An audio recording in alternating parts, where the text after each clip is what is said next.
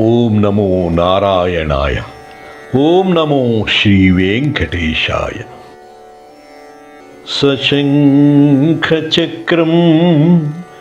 సకిరీటకుండలం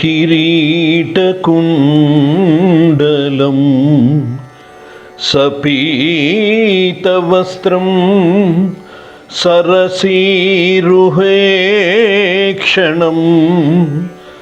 సహారవక్షస్థలకౌస్తుభ శోభితం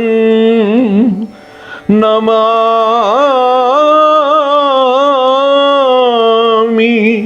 విష్ణుం శిరసా చతుర్భుజం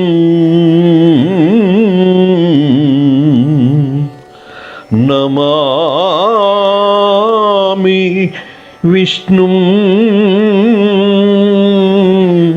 శిరసా చతుర్భుజం.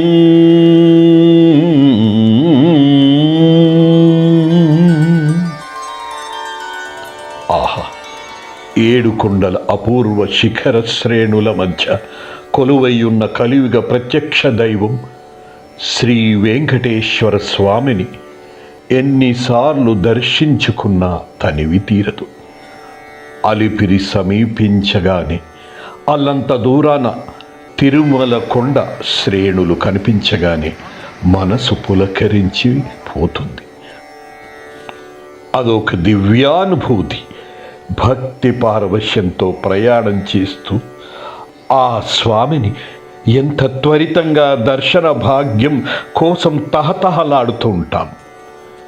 కొండమెట్లన్నీ భక్తి ప్రపత్తులతో అనేక నామాలతో పిలుచుకుంటూ స్మరిస్తూ అక్కడక్కడ సేద తీర్చుకుంటూ ఎక్కుతూ ఆ 7 కొండలను ప్రకృతిని వీక్షిస్తూ అనిర్వచనమైన ఆనందాలతో కొండ ఎక్కుతూ ఉంటాం. అసలే బ్రహ్మోత్సవాల సందడి.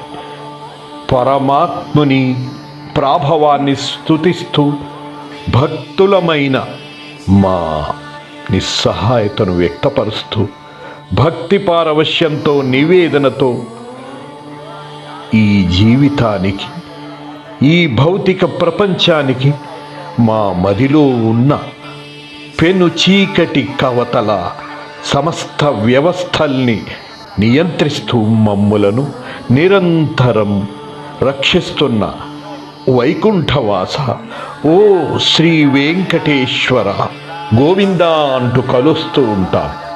నీ దర్శనానికి వస్తున్నాం స్వామి అంటూ తిరుమల చేరుకొని బ్రహ్మోత్సవాల వైభవాన్ని, ఉత్సవాలను తిలకించి నీ గోవిందనామ స్మరణమనే అమృత రసం త్రాగి మా జీవనయానంలో కావాల్సిన ఆధ్యాత్మిక శక్తిని, నైతిక బలాన్ని, కార్యాచరణ శక్తిని మాకు ప్రసాదించాలని నీ దర్శనం కావించి రక్షిస్తావనే ప్రగాఢ విశ్వాసం స్వామి. ఈ తిరుమల యాత్ర తద్వారా ప్రసాదాలు గైకొని బంధుమిత్ర వర్గాలకు అందజేయాలనే తాపత్రయంతో లభించిన ఆనందం. మా మీద చూపే నీ చల్లని చూపు జన్మకు సార్థకిత చేకూరుతాయి అనే నమ్మకంతో కొండ దిగి వెళ్ళిపోతున్నాం. ఓం నమో వెంకటేశాయ.